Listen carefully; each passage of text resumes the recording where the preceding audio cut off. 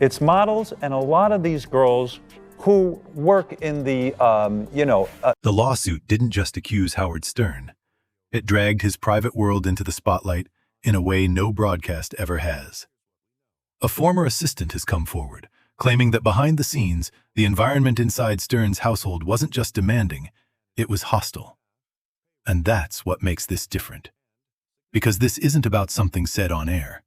It's about what allegedly happened when the microphones were off. So the real question is this: what actually went on behind closed doors?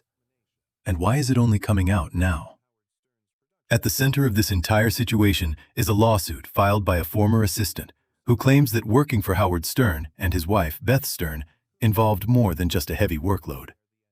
According to the complaint, the conditions were intense, the expectations were high, and the environment itself became difficult to endure over time. The term being used here matters: hostile work environment. That's not a casual accusation. It suggests a pattern, something ongoing, not isolated. And it immediately raises the stakes. Because when that kind of claim is attached to someone like Howard Stern, a figure who has spent decades controlling conversations and shaping narratives, the story doesn't stay small for long. But here's where things become complicated.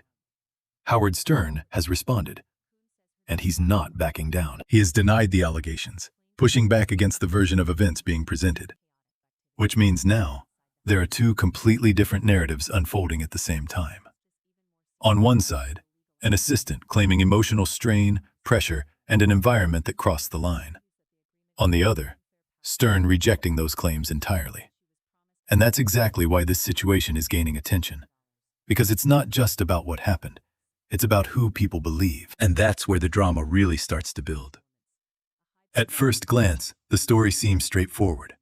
An employee files a lawsuit against a high-profile employer. But the deeper you look, the more layers start to appear. Howard Stern isn't just any employer. He's someone whose entire career has been built on pushing limits, breaking boundaries, and saying things others wouldn't. For years, that persona worked in his favor. It made him stand out. It made him famous. But now, that same image is starting to shape how people interpret these allegations.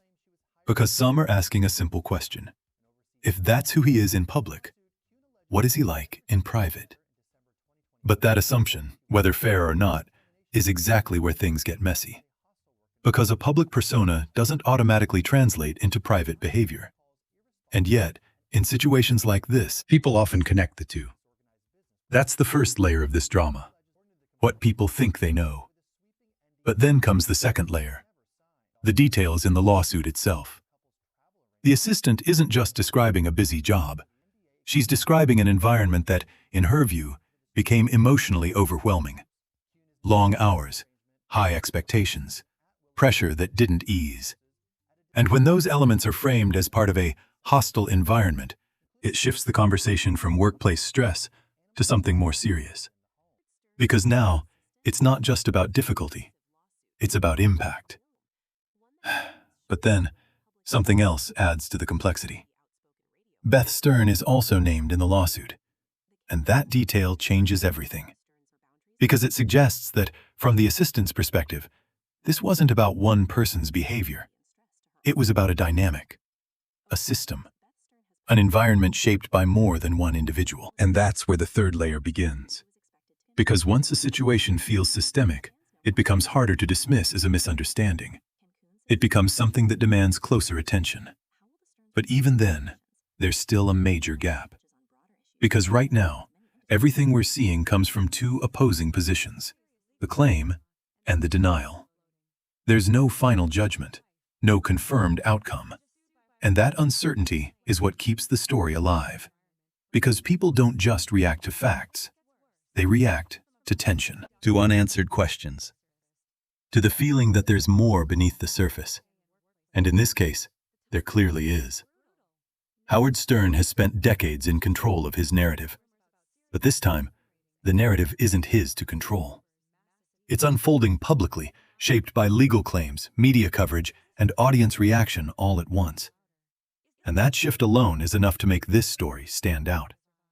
Because it's not just about the allegations. It's about what happens when someone known for controlling the conversation suddenly becomes the subject of one. And that's where things take another turn.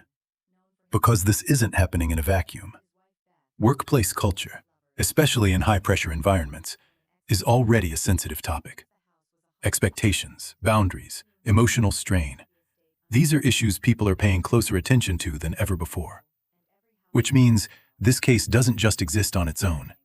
It connects to a much larger conversation. And that amplifies everything. The claims feel bigger. The reactions feel stronger. The scrutiny becomes more intense. But even with all of that, one thing remains unchanged. Nothing has been proven yet. And that matters. Because in stories like this, the line between perception and reality can blur quickly. What people assume isn't always what's true. But at the same time, what's claimed can't be ignored either. And that balance is exactly what makes this situation so difficult to navigate. So now the question isn't just what happened, it's what happens next.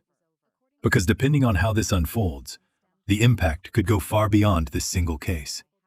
Reputation, legacy, public trust. All of it is now part of the equation. But just when it seems like the situation is clear, there's one more detail that shifts the perspective again. This entire story, despite how much attention it's getting, is still in its early stages, which means everything, from the claims to the response, could evolve. New information could emerge, context could change, and the narrative we're seeing now might not be the one that lasts. So instead of a conclusion, what we're left with is something else entirely.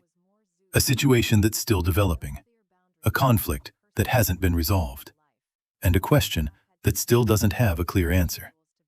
What really happened behind closed doors? Because until that's fully understood, this story isn't over. It's just getting started.